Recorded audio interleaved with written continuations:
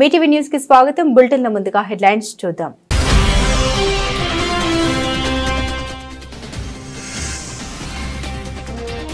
రాజ్యసభ సభ్యత్వానికి రాజీనామా చేసిన విజయసాయిరెడ్డి స్పీకర్ ఫార్మాట్ లో రాజీనామా లేఖ అందజేత.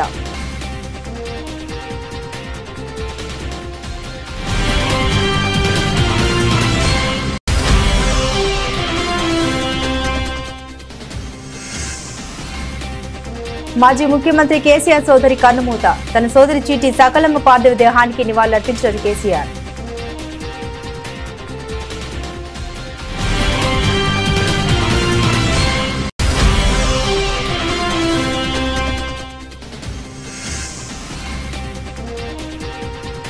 అలా చేస్తే ₹1 ఇవ్వం. రేషన్ కార్డులపై బండి సంజయ్ సంచలన వ్యాఖ్యలు.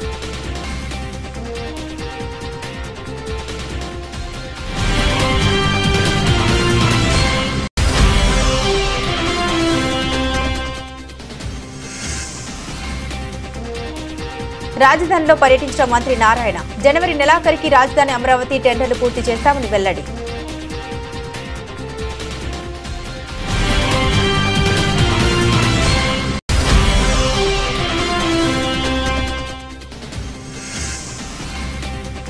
రేవంత్ రెడ్డి సీఎం అయ్యాక తెలంగాణ లంచాల అడ్డాగా మారింది. ఎమ్మెల్యే రాజాసింగ్ సంచలన వ్యాఖ్యలు.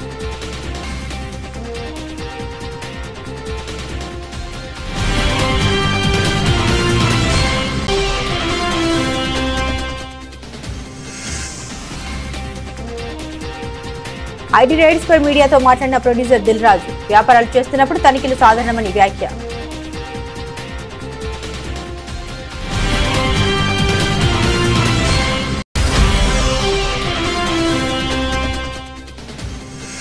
విద్యార్థులను నవ్వాలని చెప్పుతో కొట్టిన ఉపాధ్యాయుడికి దేహశుద్ధి చేసిన విద్యార్థుల తల్లిదండ్రులు.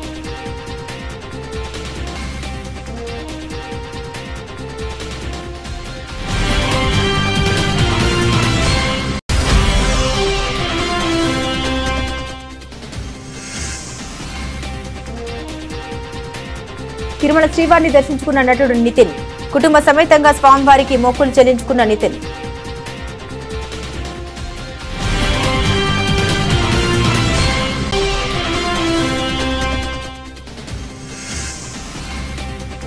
రోహిత్ శర్మ ఉన్న ముంబైకి తప్పని ఓటమి. జమ్మూ చేతిలో కంగుతిన్న డిఫెండింగ్ ఛాంపియన్.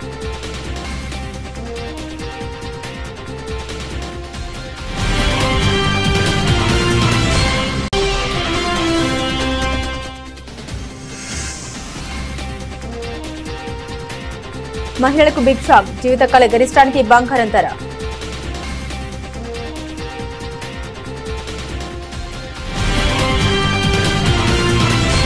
వైసీపీ నేత విజయసాయిరెడ్డి శనివారం రాజ్యసభ సభ్యత్వానికి రాజీనామా చేశారు. రాజ్యసభ చైర్మన్ జగదీప్ ధన్కడ్ కు తన రాజీనామా పత్రాన్ని అందించారు. స్పీకర్ ఫార్మాట్ లో ఆయన రాజీనామా లేఖను సమర్పించారు. అనంతరం మీడియాతో మాట్లాడుతూ విజయసాయి కీలక వ్యాఖ్యలు చేశారు. వైసీపీ అధినేత జగన్ కేసులో అప్రూవర్ గా మారాలని తనపై ఎంతో మంది ఒత్తిడి చేశారని విజయసాయి తెలిపారు. రాష్ట్రంలో కూటమి ప్రభుత్వం వచ్చిన తర్వాత కాకినాడ పోర్టు అంశంలో తనపై కేసు నమోదు చేశారని చెప్పారు. తనపై లుకౌట్ నోటీసులు జారీ చేశారని తెలిపారు. కేవీ రావుతో తనకు సంబంధాలు లేవని చెప్పారు. విక్రాంత్ రెడ్డిని కేవీ రావు వద్దకు తాను పంపించలేదని అన్నారు. సిఐడి తనను విచారణకు పిలువలేదని తెలిపారు. తన రాజీనామాతో కూటమికి లాభమని చెప్పారు. రాజకీయాల నుంచి తప్పుకుంటే తాను బలహీనుడిగా మారతానని, అలాంటప్పుడు రాజీనామా చేస్తే తనను కేసుల నుండి ఎందుకు తప్పిస్తారని ప్రశ్నించారు. న్యూస్ ఛానల్ పెట్టే అంశంపై పునరాలోచన చేస్తామని చెప్పారు. బెంగళూరు, విజయవాడలో ఒక్కొక్క ఇల్లు, వైజాగ్ లో ఒక అపార్ట్మెంట్, ఇవే తన ఆస్తులని తెలిపారు. బీజేపీ ఎంపీ పదవి గురించి కానీ, గవర్నర్ పదవి గురించి కానీ తనకు ఎవరి నుండి ఎలాంటి హామీలు లేవని చెప్పారు. నా యొక్క రాజ్యసభ సభ్యత్వానికి ఇంకా 3.5 సంవత్సర కాలం ఉన్నప్పటికీ కూడా రాజీనామాని ఉపరాష్ట్రపతి గారు మా యొక్క రాజ్యసభ చైర్మన్ అధ్యక్షుల వారికి సమర్పించడం జరిగింది. ఆయన ఆ రాజీనామాను ఆమోదించడం కూడా జరిగింది. బీఆర్ఎస్ అధినేత మాజీ ముఖ్యమంత్రి కల్వకుంట్ల చంద్రశేఖరరావు సోదరి చీటి సకలమ్మ గత రాత్రి మృతి చెందారు. ఆమె వయసు 82 సంవత్సరాలు. గత కొంతకాలంగా అనారోగ్యంతో బాధపడుతున్న ఆమె హైదరాబాద్ లో ఆసుపత్రిలో చికిత్స పొందుతున్నారు. పరిస్థితి విషమించడంతో గత రాత్రి శ్వాస విడిచారు. కేసీఆర్ కు సకలమ్మ 5వ సోదరి. సిరిసిల్ల జిల్లా ఎల్లారెడ్డిపేట మండలంలోని పెదిర ఆమె స్వగ్రామం. ఆమె భర్త హనుమంతరావు కొన్నేళ్ల క్రితమే మృతి చెందారు. వీరికి 3 కుమారులు ఉన్నారు. దివంగతులైన తన సోదరి చీటి సకలమ్మ పార్థివ దేహానికి కేసీఆర్ నివాళులర్పించారు. సకలమ్మ కుటుంబ సభ్యుల్ని కేసీఆర్ ఓదార్చారు. సకలమ్మ మరణ వార్త తెలుసుకున్న బీఆర్ఎస్ అగ్రనేతలు కేటీఆర్, హరీష్ రావు, కవిత సకలమ్మ పార్థివ దేహానికి నివాళులర్పించి కుటుంబ సభ్యులను ఓదార్చారు. నేడు ఆమె అంత్యక్రియలు నిర్వహించనున్నారు. సకలమ్మ మృతి నేపథ్యంలో పార్టీ ఎమ్మెల్యేలు, ఎమ్మెల్సీలు, కార్పొరేటర్లు, ఇతర ముఖ్య నాయకులతో నేడు నిర్వహించి తలపెట్టిన సమావేశాన్ని వాయిదా వేశారు.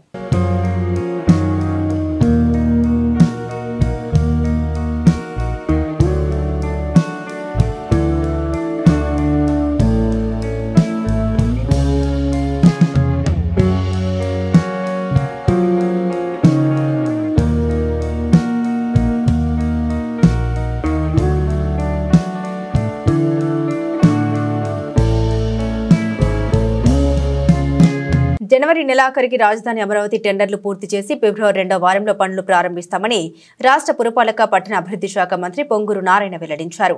న్యాయపరమైన ఇబ్బందులతో పనుల ప్రారంభం ఆలస్యమైందన్న మంత్రి 3 ఏళ్లలో అమరావతి నిర్మాణం పూర్తి చేస్తామని స్పష్టం చేశారు. రాజధాని అమరావతికి నిర్మాణానికి సంబంధించి ఇప్పటి వరకు మొత్తం 40 పనులకు టెండర్లు పిలిచినట్లు రాష్ట్ర పురపాలక శాఖ మంత్రి పి నారాయణ వెల్లడించారు. జనవరి నెలాఖరులోగా టెండర్లు అన్ని పూర్తి చేసి ఫిబ్రవరి 2వ వారంలో పనులు ప్రారంభిస్తామన్నారు. సిఆర్డీఏ, అమరావతి డెవలప్మెంట్ కార్పొరేషన్ అధికారులతో కలిసి రాజధాని అమరావతిలో ప్రాంతంలో మంత్రి నారాయణ విస్తృతంగా పర్యటించారు.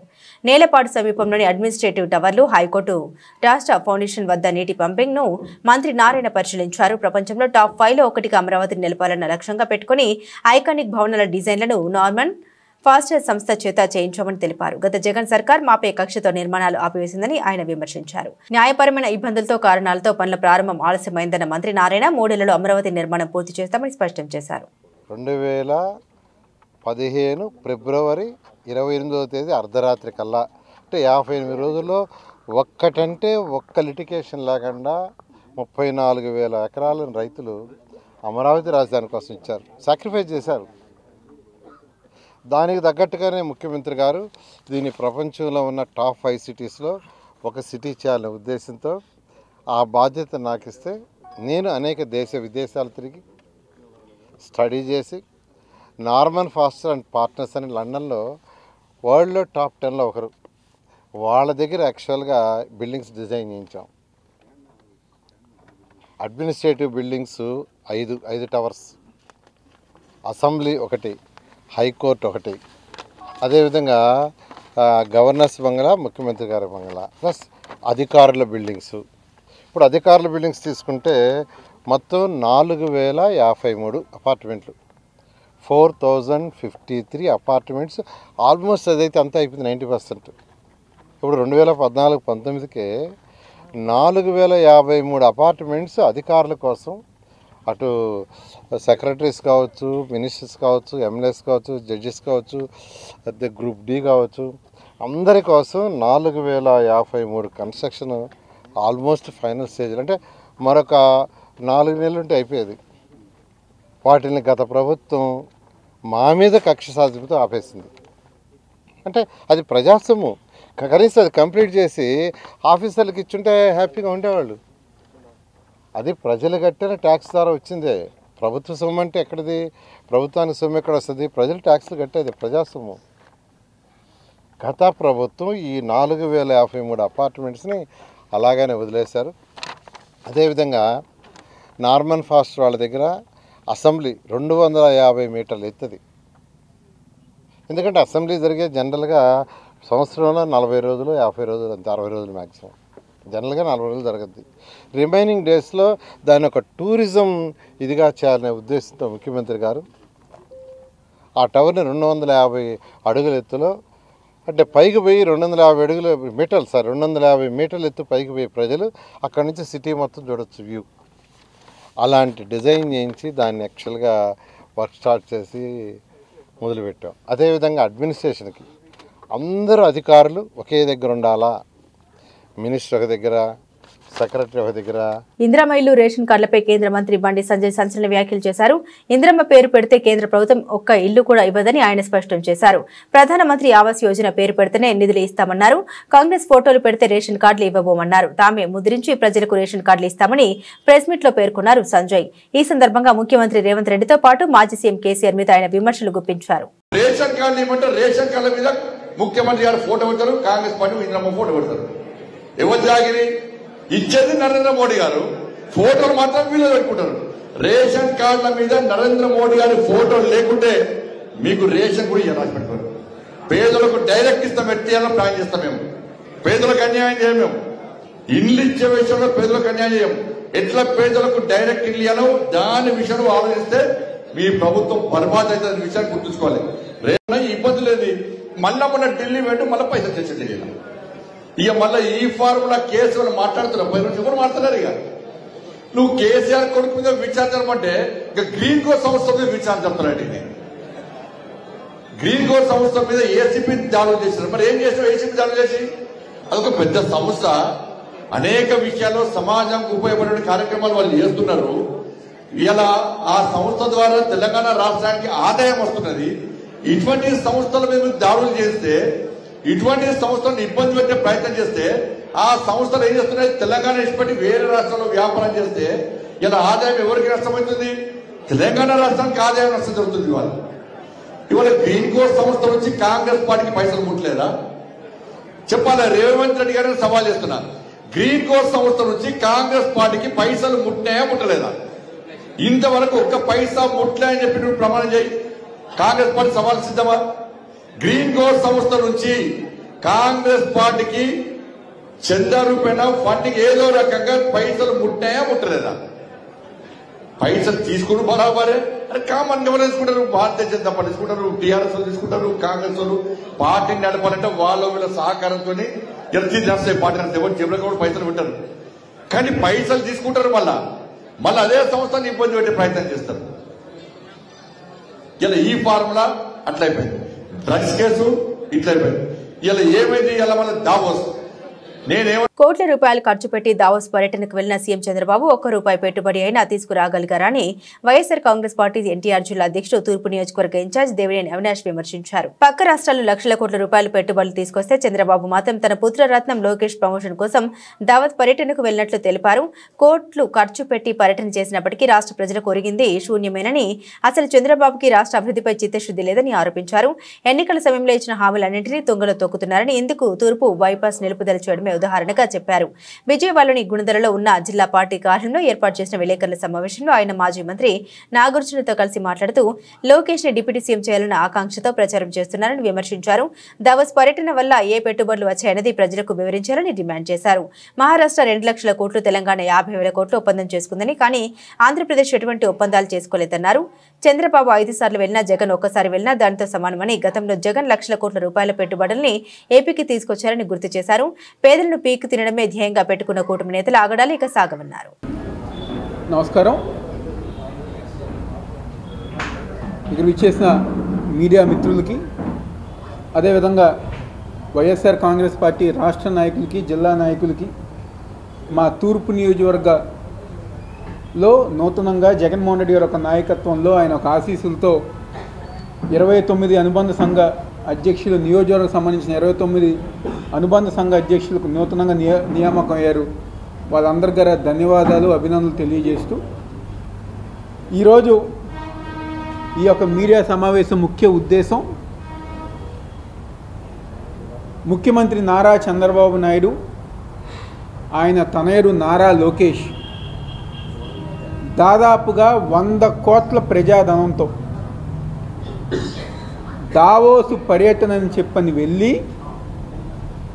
100 కోట్లు ఖర్చు పెట్టి ₹1 పెట్టుబడులు గారు తీసుకురాకుండా, నిజంగా ఈ యొక్క 3 రోజులు 4 రోజులు దావోస్ పర్యటనలు చూస్తూ ఉంటే రాష్ట్రానికి ఉపయోగం లేదు, రాష్ట్ర ప్రజానికానికి ఉపయోగం లేదు. కేవలం నారా లోకేష్ని ప్రమోట్ చేసే విధంగా ఈ 4 రోజులు డావోస్ పర్యటన జరిగింది అని చెప్పని ఈరోజు ప్రతి ఒక్కరు గారు అనుకుంటున్నారు.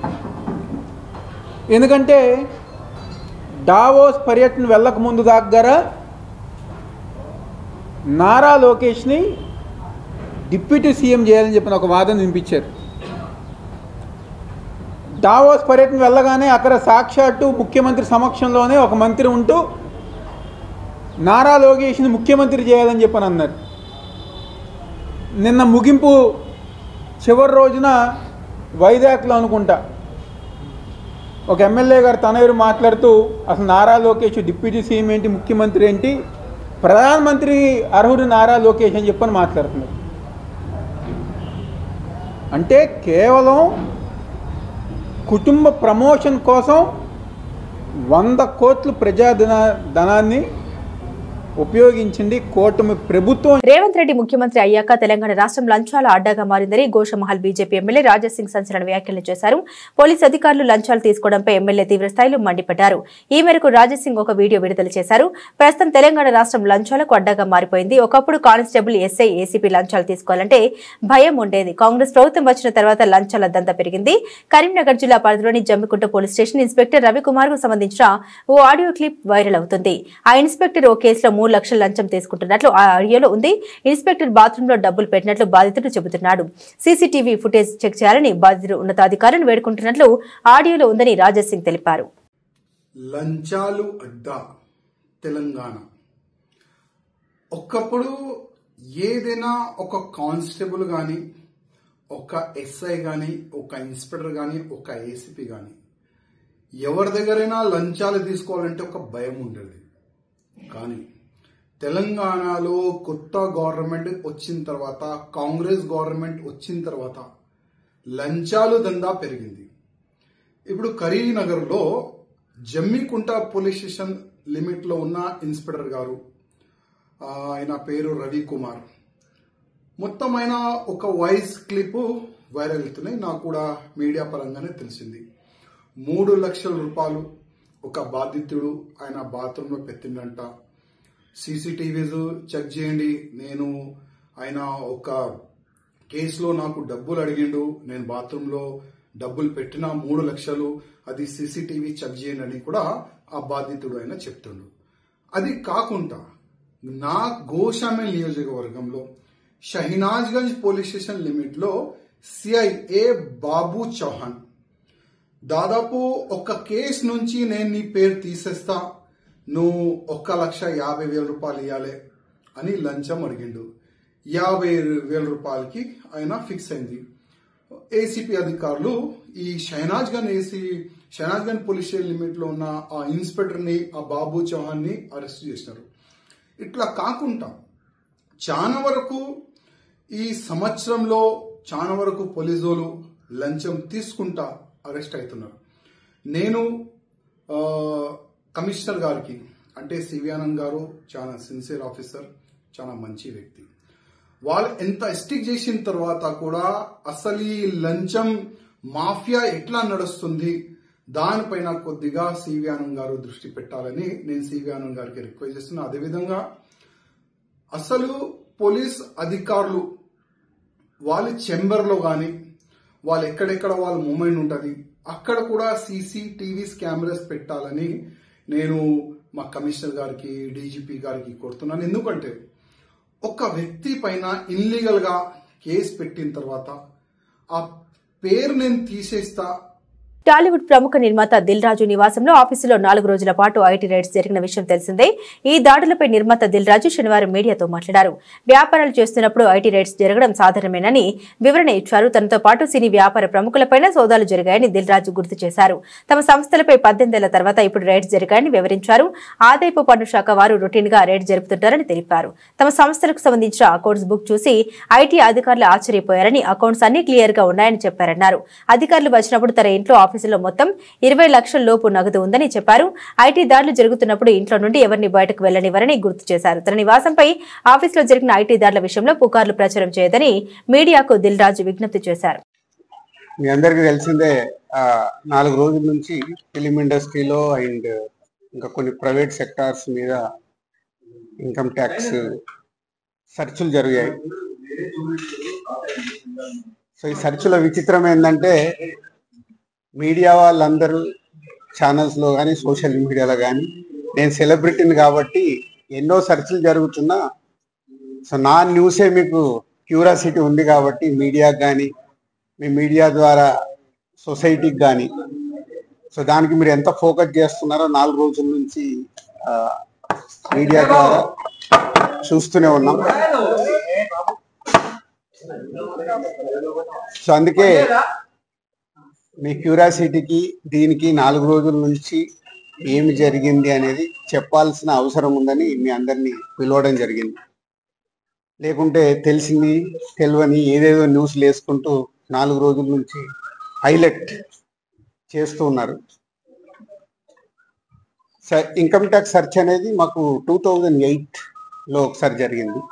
అంటే దాదాపు 16 సంవత్సరాల తర్వాత ఈ సెర్చ్ జరిగింది. మధ్యలో 3 times సర్వేస్ ఉన్నాయి. సర్వేస్ అంటే అకౌంట్ ఆఫ్ బుక్స్ అనేది చూస్తారు. సో ఈ సెర్చ్ అనేది ప్రాసెస్, వ్యాపారాలు చేస్తున్నప్పుడు ఇన్కమ్ ట్యాక్స్ చేయాల్సిన ప్రాసెస్. అలాగే మా మీద కానీ అదర్ వేరే ప్రొడక్షన్ హౌసెస్ మీద కానీ ఫైనాన్సర్స్ మీద కానీ నిన్న సెర్చెస్ అన్నీ ఉన్నాయి.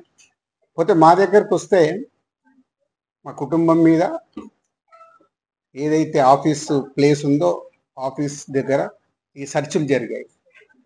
సో మొదటి 3 రోజులు ఎవరిది వాళ్ళకి ఇండివిజువల్గా సెర్చ్ చేసి స్టేట్మెంట్స్ తీసుకుంటారు. అయిన తర్వాత లాస్ట్ డే నిన్న ఆఫీస్లో కన్క్లూడ్ చేస్తారు. సో మా హౌజెస్లో జరిగిందా కానీ ఆఫీస్లో జరిగిన దాంట్లో కానీ చాలా రిపీటెడ్గా వేసిన కొన్ని ఛానల్స్లో కానీ సోషల్ మీడియాలో కానీ ఇంత డబ్బు దొరికింది, ఇంత డాక్యుమెంట్స్ దొరికాయి, అది దొరికింది అనేది కొన్ని హైలైట్ చేశారు. ఎక్కడ కూడా మా దగ్గర డబ్బు కానీ డాక్యుమెంట్స్ కానీ ఐడెంటిఫై కానీ మా దగ్గర నుంచి వాళ్ళు తీసుకున్నది కానీ లేదు. నా దగ్గర ఒక 5 lakhs, మా శిరీష్ గారి దగ్గర ఒక 4.5 lakhs, అలాగే మా డాటర్ ఇంట్లో 6 lakhs, ఆఫీస్లో 2.5 lakhs, మొత్తం బిలో 20 lakhs మా అందరి దగ్గర కలిపి బిలో 20 lakhs ఉంది. అలా ప్రతి ఒక్కటి ఇట్లా వాళ్ళు ఇన్కమ్ ట్యాక్స్ ఏమేమి చూశారనేది ఇలా వాళ్ళది అయిన తర్వాత పంచనామా చేసిస్తారు. నాగర్ కర్నూలు జిల్లా బల్మూరు మండలం కొండ నాగుల జెడ్పీ హైస్కూల్లో 9వ తరగతి చదివే 3 విద్యార్థులు తనను చూసి నవ్వారని శ్రీనివాసరెడ్డి అనే ఉపాధ్యాయుడు చెప్పులు విసిరికొట్టాడు. దీంతో విద్యార్థుల మెడకు చెవులకు చెప్పు తగలడంతో గాయాలయ్యాయి. విషయం తెలుసుకున్న విద్యార్థుల తల్లిదండ్రులు పాఠశాలలోనే శ్రీనివాసరెడ్డికి దేహశుద్ధి చేశారు. శ్రీనివాసరెడ్డిపై చర్యలు తీసుకోవాలంటూ తల్లిదండ్రులు స్థానికులను డిమాండ్ చేశారు.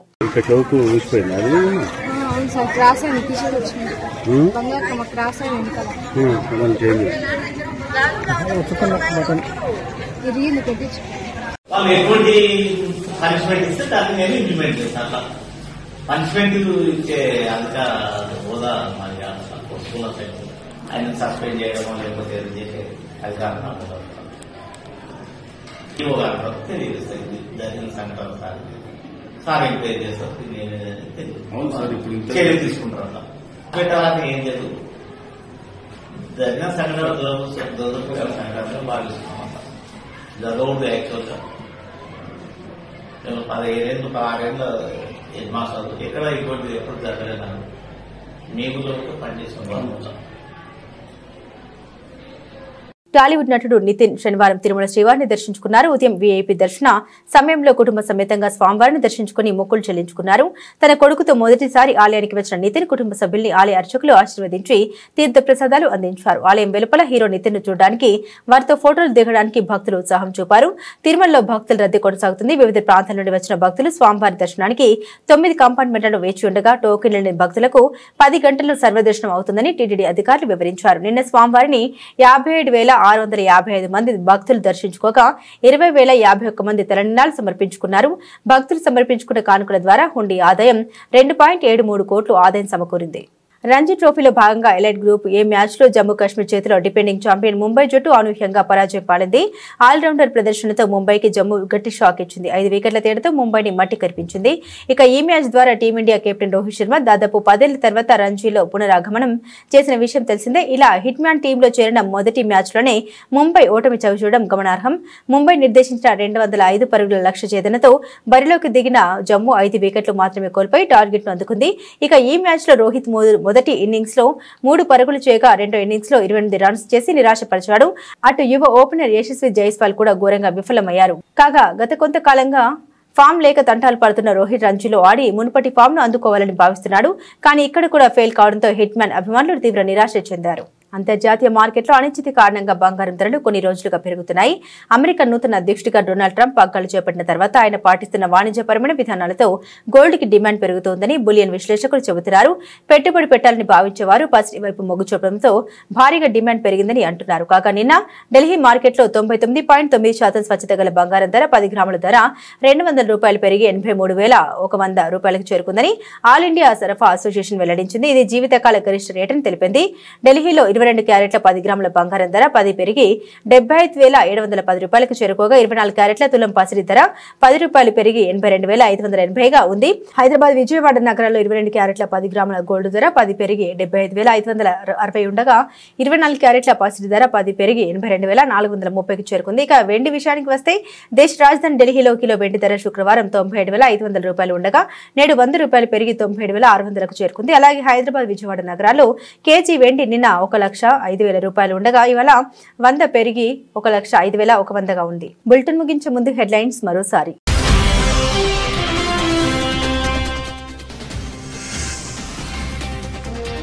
రాజ్యసభ సభ్యత్వానికి రాజీనామా చేసిన విజయసాయిరెడ్డి స్పీకర్ ఫార్మాట్ లో రాజీనామా లేఖ అందజేత.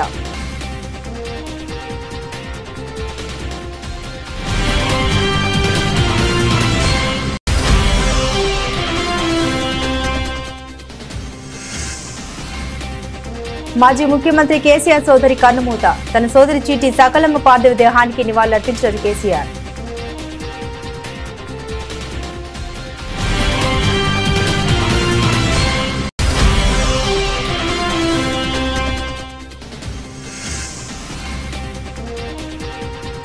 అలా చేస్తే ₹1 ఇవ్వం. రేషన్ కార్డులపై బండి సంజయ్ సంచలన వ్యాఖ్యలు.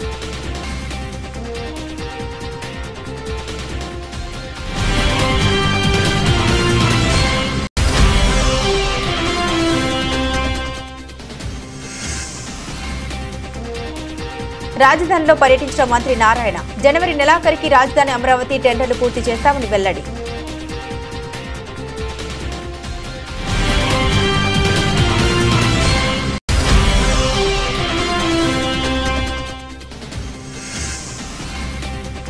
రేవంత్ రెడ్డి సీఎం అయ్యాక తెలంగాణ లంచాల అడ్డాగా మారింది. ఎమ్మెల్యే రాజసింగ్ సంచలన వ్యాఖ్యలు.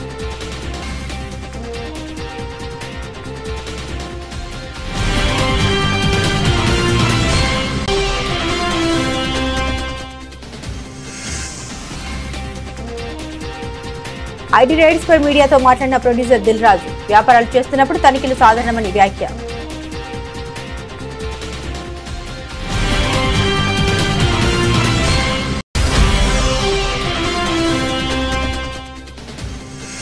విద్యార్థులను నవ్వాలని చెప్పుతో కొట్టిన ఉపాధ్యాయుడికి దేహశుద్ధి చేసిన విద్యార్థుల తల్లిదండ్రులు.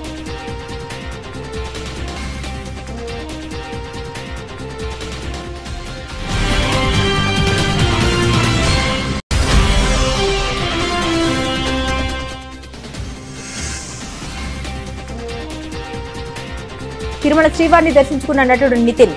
కుటుంబ సమేతంగా స్వామివారికి మొక్కులు చెల్లించుకున్న నితిన్.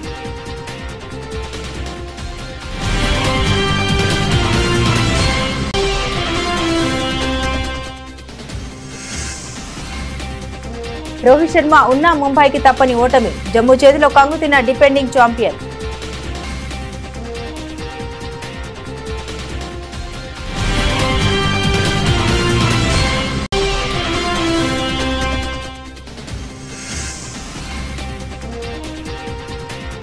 మహిళలకు బిగ్ షాక్. జీవితకాల గరిష్టానికి బంగారం ధర.